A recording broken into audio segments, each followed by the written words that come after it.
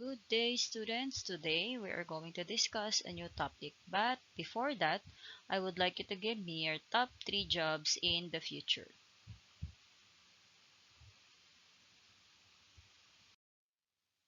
Alright, and now here's the result of your top 3 jobs in the future. And most of you wants to be an accountant, flight attendant, business owner. I see here businessman, nurse, CPA, and many other um, future jobs. So what do you think is the reason why I asked you this question? It has something to do with our topic for today. And what would be our topic? Okay, so during discussion, I asked you, why did you choose those jobs? And some of the students answered because of my parents, and some are influenced by some of their relatives, and some answered because it will earn higher salaries than the other job. So, our topic for today has something to do with salaries and wages. So, your jobs has something to do with, or your chosen jobs in the future has something to do with your salaries. Okay, so I'm going to teach you how to compute your salaries or your wages. Let us first define terms related to salaries and wages. Okay, first is salary. Salary refers to a payment for the performance of specific duties and responsibilities. It can be in the form of a fixed annual amount of money paid to an employee, regardless of the amount of time, work, or production rendered.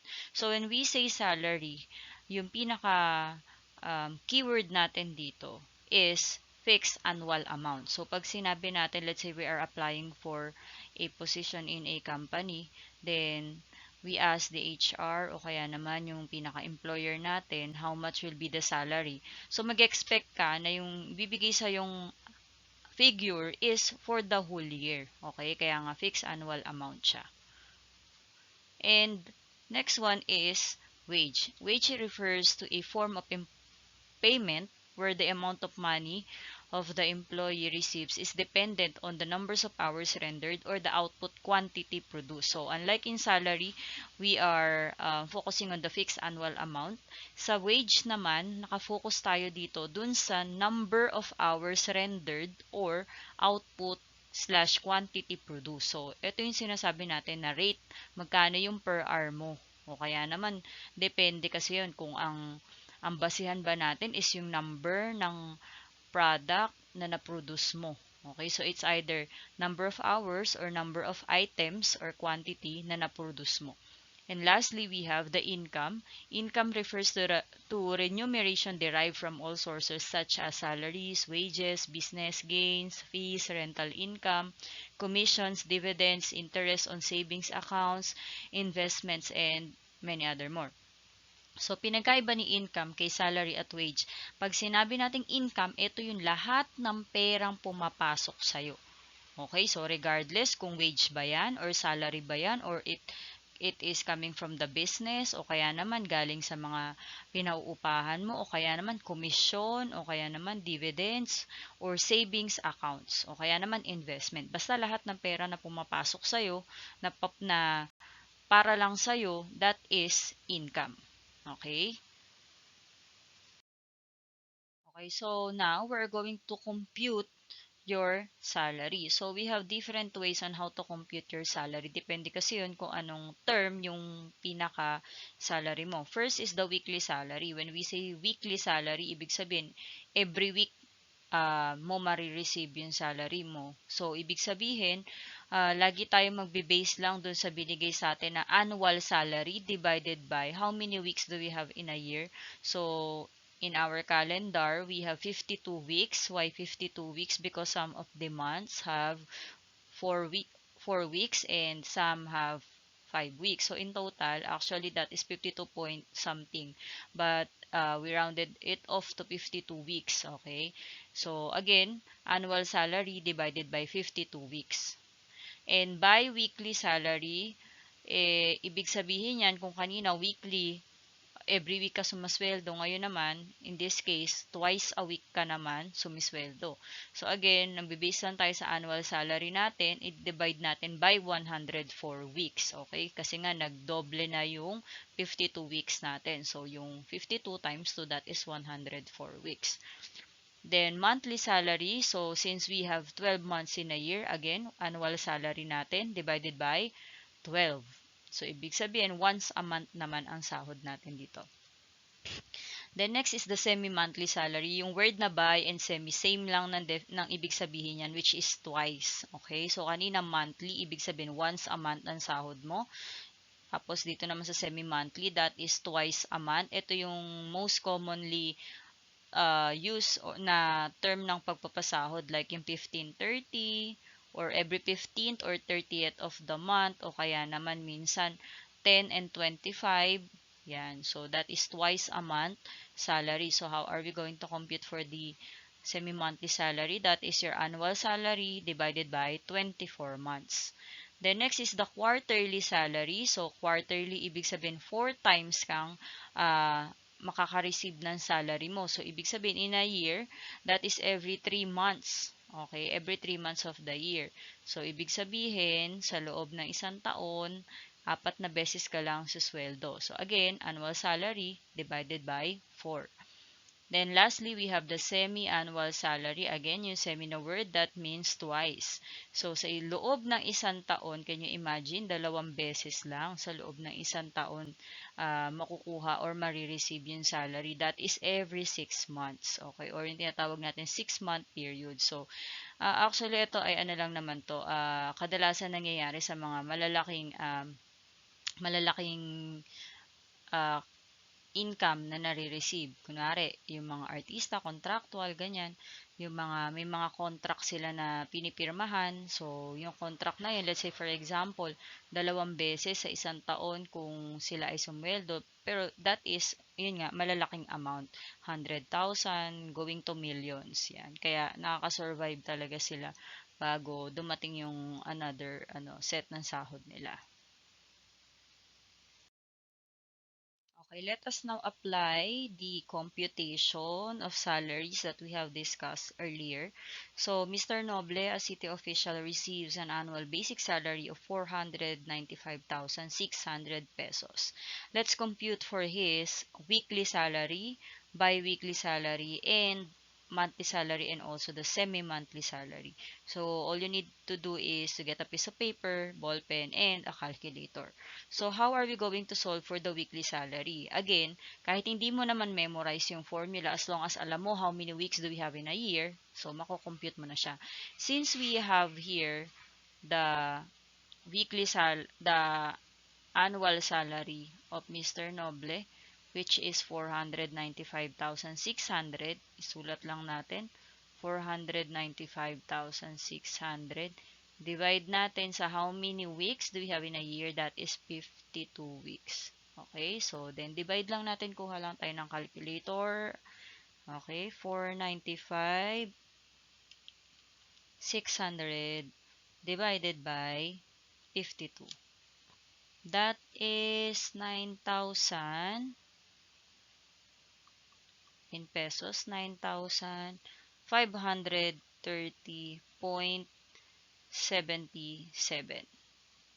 Okay, so again, yung decimal natin, dapat 2 decimal places kasi or in the nearest hundreds. Okay, bakit? Kasi sa Pilipinas, we have cents. Okay, next is the bi-weekly. So, yung 495,600, divide natin siya ngayon by 104 dahil bi-weekly, ibig sabihin twice a week siya sa sahod. So, ito kanina ay every week ang sahod ni Mr. Noble ay 9,530.77. So, dito naman, 995,600 divide natin sa 104. That is 4,765.38. Yan. And yan yung twice a week niya na sahod. Pwedeng Wednesday and Saturday. So, depende kasi yan sa employer. 495,600. Doon naman tayo sa monthly. So, how many months do we have in a year? That is 12. So, divide lang natin yung annual salary natin by 12. That is, yan, lagay ko na lang yung answer. 41,300. Ayan. So, again, pag monthly, divide natin by 12. Ito by 104. And this one is 52. How about semi-monthly? So, yun, yung monthly natin, dadalawahin lang natin siya. So, magiging 24. So, si 495,600, divide lang natin by 24. So, that is yung kanyang, kumbaga, kinsenas katapusan ay 20,650 pesos. Ayan. So, ganyan kalaki yung sinasahod ni Mr. Noble. And I think that is a good salary. Okay, so now let's have the second example. Find Miss Andrea's gross pay if she earns 450,392 pesos a year and is paid semi-monthly. Again, pag sinabi natin gross pay, kasi dahil nga hindi naman pinapakita yung mga deduction pag sinabi natin gross kabuuan yan. So, wala pa diyang mga deduction, wala pa diyang tax, wala pa diyang mga SSS, pag-ibig, wala pa yan. Ibig sabihin, ito pa yung buong sinasahod niya without deduction. So, gross pay ang tawag natin doon. Okay? Since hindi naman na detailed out yung mga deductions, we call this as gross pay. Kagaya nung kay Mr. Noble kanina, that is also gross pay. Okay? So, if she earns 450,392 a year or annual, a year, that means annual, no?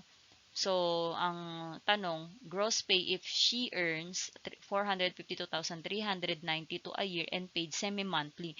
Semi-monthly, di ba kanina we have discussed, this is 24. Okay? So, divide lang natin si 450,392 kay 24. So, again, kailangan nyo lang ng calculator and ng ballpen at papel. Actually, kahit hindi na nga ng ballpen at papel. So, Miss Andrea's gross pay is 18,766.33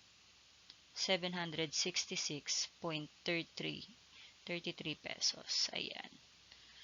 So, again, that is her annual um, salary, which is 450,392, and semi-monthly niya is 48,766.33. Okay, so we're done with computation of salaries. So actually, marami namang pwedeng mga possible examples na. So mag-base lang kayo doon sa ating mga divisor na depende nga doon sa term ng kanilang salary. So in computation of wages naman, we have different ways then on how to compute. Actually, kasi depende yun sa na-render nilang hours or product na na-produce. Okay, first is the straight piece rate plan. In the straight piece rate plan, the workers are paid the same fixed rate for all the number of items finished. Okay, so again, gross pay pa din kasi nga hindi naman na-detailed out yung mga deductions. So, how to compute the straight piece rate plan? So, again, alamin lang natin kung magkano yung rate and then kung ilang quantity yung nagawa or yung na-produce na product. Okay? Let's have the first example. Ayan, Mr. Benaobra who works as a tailor is paid 180 pesos per pair of pants sold in a certain week. He sold 26 pairs of pants. Find his gross pay for the week. Okay, so ang hinahanap natin is yung gross pay niya for the week.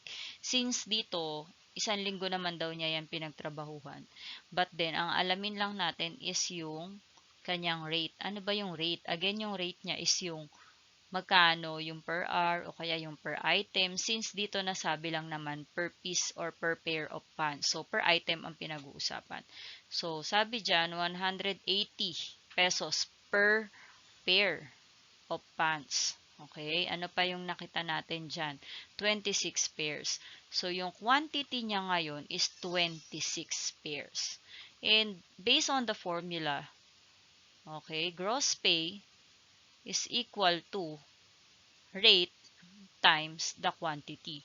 So we just need to multiply 180 by 26. Okay, so what is 180 times 26?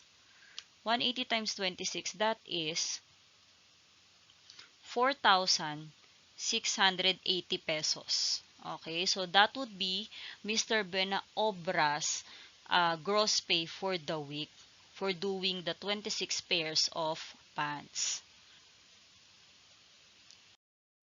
Okay, now let's proceed to the next one. The graduated piece rate plan. Okay, under the graduated piece rate plan, the workers are paid increasing rates as the quantity it produces increases. Okay, so dito naman, actually, same lang siya dun sa street piece rate plan. Yun nga lang, tumataas yung quantity, tumataas din yung rate. Okay, so meron tayo ngayong parang range. Sa bawat range ng quantity natin, may katumbas yun na rate. Okay, so habang tumataas yung quantity natin, tumataas din dapat yung rate natin. Okay, so kaya ang formula natin is yung product ng rate and ng quantity plus yung product ng second rate and the second quantity and so on and so forth. Example, a worker is paid weekly for each radio assembles at the rate of 1 to 25, that is 60 pesos per radio, 26 to 50 items of radio assembled, 65 pesos each, and 51 and over, that is 70 pesos each. If the worker assembled 63 radios last week, find the worker's gross pay. Okay, so titingnan lang natin ilan ba yung papasok doon sa mga ranges na binigay sa atin. Etong 1 to 25 actually, that is 25 pieces of radios. So sa bawat isa na papasok dito sa 25 pieces, it will cost or babayaran yung nag-assemble ng 60 pesos each. Then yung 26 to 50, that is another 25 pieces. Okay, so first 25, then the second 25. That will cost 65 pesos each. Then yung 51 and up, that is 70 pesos each. So, if he assembled 63 radios, okay, so yung first rate natin, that would be, yung gross pay niya ay 25 times 60. Yan, ito yung first 25 natin plus yung second 25 natin times natin sa 65. So, nakakailan na tayo? 25 plus 25, that is 50. Ilan na lang yung natitira dun sa 63. So, yun ngayon, yung nag-over doon sa 50. Okay, which is 13 pieces times 70 pesos each. Okay, so yung magiging gross pay natin is kunin natin yung product ng 25 and 60. 25 times 60, that is 1,500 plus 25 times 65. 25 times 65, that is 1,625. 1,625. And yung 13 times 70, that is 910. Then, i-add lang natin actually. Again, ito yung 25 plus 25 plus 13, that is the total of the radios assembled last week. Okay, so i-total lang natin siya para malaman natin how much will be the gross pay of the worker. So, we have 1,500 plus 1,625 plus 910. So, ang kanyang gross pay ay 4,035. Yan, 4,035 pesos for the week. So, yung 63 radios na na-assemble niya, that cost 4,035 pesos. Okay, next is the hourly wages. An employee paid hourly receives a definite rate for each hour of work or service called hourly rate. Actually, ito nag-a-apply to most commonly doon sa mga professionals. Okay, so kagaya ng mga teachers, doctors, ayan. So, depende kasi yun sa sa employer kung ano yung magiging rate nila. Okay, so hourly rate, ibig sabihin, kino-compute magkano yung per hour. So actually, pwede pa rin naman natin i-compute yung magiging gross pay natin dyan. So yung magiging gross pay mo pa rin naman dyan is same lang naman yung formula niya pa rin doon sa kanina na rate times quantity. Pero this time, hourly rate times the number of hours. Okay, so dito naman, hourly rate times the number of hours. Ayan, sabi natin kanina, 'di ba? In the definition, when we say wages, it can be the number of hours or the number of product or items that is being produced. So in here, we are focusing now on the hourly wages of the employee. Okay, let's proceed to the example. Okay, if a person worked 35 hours last week and earned 6,631.80 pesos, find this hourly wage. Okay, so kung nakapag-earn siya, so ang magiging gross pay niya ay 6,631.80 and yung number of hours niya na na-render ay 35 hours. So, kunin lang naman natin yung how much will be his hourly wage. Magkano yung magiging rate niya. Okay, so lagay lang natin siguro hourly rate is equal to 6,631.80 divided by 35. Okay, so hourly rate or yung wage niya per hour is 6,631.80 divided by 35. That is 189.48 pesos. So, ito yung bayad sa kanya per hour o kaya hourly rate. Okay? Okay, so we're done. So, since we have discussed the definition and the different examples regarding salaries and wages, I would like you to differentiate salaries and wages. Okay, comment down your name and section and give me your own definition of salaries and wages. And if you can give me an example, that would be counted as your performance for today. Okay, let's have this valuing. When an employee truly understands the meaning of his work and gets recognition for his efforts, he performs the best. By Avnihishek Rana. So, what does it mean? So, again, if you are in your job, kunwari sa future, no, makapasok na kayo sa isang trabaho at talagang pinahalagaan ninyo yung trabaho nyo at syempre makikita naman yun ng mga employer ninyo kung how much do you value your work, yung passion mo, nakita niya, pinagtrabahuhan mo ng maayos, at yung effort mo, nakita nung employer mo, then you will get recognition from your employer. And once na nare-recognize ka, like us, pag nare-recognize kami mga employees, syempre, mas ginagalingan pa namin, mas lalong tumataas yung passion namin, nagalingan namin kasi nga nare-recognize yung ginagawa namin. And somehow, ito yung nagiging way kung bakit nag-i-stay yung isang employee sa kanyang trabaho. Because people that surrounds him or her is recognizing what he is or what he or she is doing. So parang syempre 'di ba sa isang institution, sa isang company, hindi lang naman tayo basta lang nagtatrabaho na wala lang buhay. So we have emotions too na kailangan pinahahalagahan din tayo ng mga employer natin, no. Hindi lang tayo yung lagi yung trabaho lang ng trabaho, 'di ba?